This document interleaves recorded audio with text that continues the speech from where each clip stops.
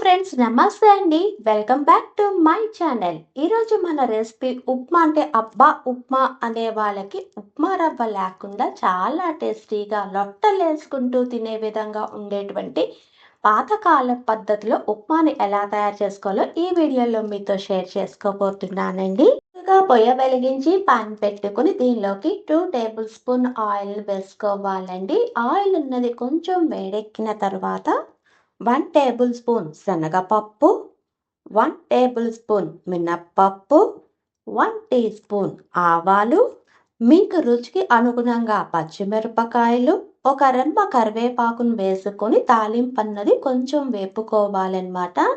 ఇలా వేగిన తర్వాత దీనిలోకి ఫైన్గా చాప్ చేసినటువంటి ఒక పెద్ద ఆనియన్ కూడా వేసుకొని ఈ ఆనియన్ కూడా కొంచెం వేపుకోవాలండి. అంతేకాదు ఇక్కడ ఆనియన్ అన్నది ఈ ఉప్మాకి ఎంత ఎక్కువ వేసుకుంటే ఈ ఉప్మా టేస్ట్ అనేది అంత బాగుంటుంది. ఇలా ఆనియన్ అన్నది ఒక పక్కన వేగుతూ ఉంటుందండి. వేరొక పక్కన ఒక బౌల్ తీసుకొని దీనిలోకి 1 కప్పు పెరుగును వేసుకుంటున్నానండి.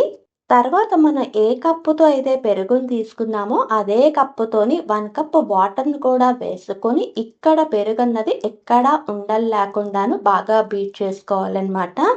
ఇలా బీట్ చేసుకున్న తర్వాత దీనిలోకి 2 కప్పుల నీళ్ళను కూడా వేసుకొని అంతా బాగా కలిసేటట్టు కలుపుకోవాలండి. ఇలా కలుపుకున్న తర్వాత ఇక్కడ మజ్జిగ కన్సిస్టెన్సీ చూపిస్తున్నాను చూడండి. ఇలా వస్తుందన్నమాట. ఈ మజ్జిగని పక్కన పెట్టుకుందాము. అంతలోకి మన ఆనియన్స్ అన్నవి ఎంత బాగా వేగాయో చూద్దాం రండి. ఇక్కడ ఆనియన్స్ అన్నవి కూడా చక్కగా వేగాయి అన్నమాట. ఈ పాయింట్‌లోనే ఈ తాలింపు మొత్తాన్ని ఒక ప్లేట్‌లోకి తీసి పక్కన పెట్టుకొని ఇదే ప్యాన్‌లోకి మనం ముందుగా రెడీ చేసుకున్నటువంటి మజ్జిగ, రుచికి అనుగుణంగా ఉప్పును కూడా వేసుకొని అంతా బాగా కలిసేటట్టు కలుపుకొని మూత పెట్టుకొని ఇక్కడ మజ్జిగని బాగా మరగనివ్వాలండి. అయితే ఇక్కడ ఫ్లేమ్ అన్నది హై ఫ్లేమ్‌లో పెట్టుకోవచ్చు.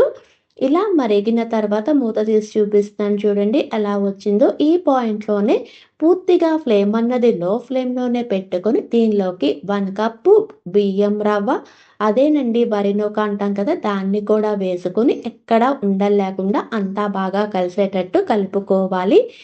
ఇలా కలుపుకున్న తరువాత మూత పెట్టుకొని మధ్య మధ్యలో కలుపుకుంటూ ఈ బియ్యం రవ్వని బాగా కుక్ చేసుకోవాలండి. ఇలా కుక్ అయిన తర్వాత చూపిస్తున్నాను చూడండి. నాకైతే కొంచెం పలుకుగా ఉన్నట్టు అనిపించింది. అందుకని ఇంకొక పావు కప్పు వాటరు, 1 టీ స్పూన్ ఆయిల్‌ని కూడా వేసుకొని ఒక్కసారి అంతా బాగా కలిసేటట్టు కలుపుకొని దీనిలోకి మనం ముందుగా పక్కన పెట్టుకున్నటువంటి తాలింపు ఉంది కదా, దాన్ని కూడా వేసుకొని అంతా బాగా కలిసేటట్టు కలుపుకోవాలి. ఇలా తాలింపు అన్నది చివరన యాడ్ చేయటం వల్ల మనం ఉప్మా తింటున్నప్పుడు తాలింపు అన్నది క్రంచీగా నోటికి తగిలి ఉప్మా టేస్ట్ అనేది చాలా బాగుంటుందన్నమాట. అంతేనండి. ఈ పాయింట్‌లోనే ఫైన్‌గా చాప్ చేసినటువంటి కొంచెం కొత్తిమీరను కూడా వేసుకొని డిష్ ఔట్ చేసేసుకోవటమే అనమాట. ఈ ఉప్మాలోకి మీకు కావాలి అనుకుంటే కారప్పొడితో కానీ, ఎటువంటి హోమ్‌మేడ్ పికిల్‌తోనైనా ఎంజాయ్ చేయొచ్చనమాట. అంతేనండి. అబ్బా ఉప్మా అనే వాళ్ళకి ఒక్కసారి ఇలా పాతకాల పద్ధతిలోని చల్లుప్మా చేసి పెట్టండి. లొట్టలేసుకొని తింటారనమాట. అంత బావుంటుంది.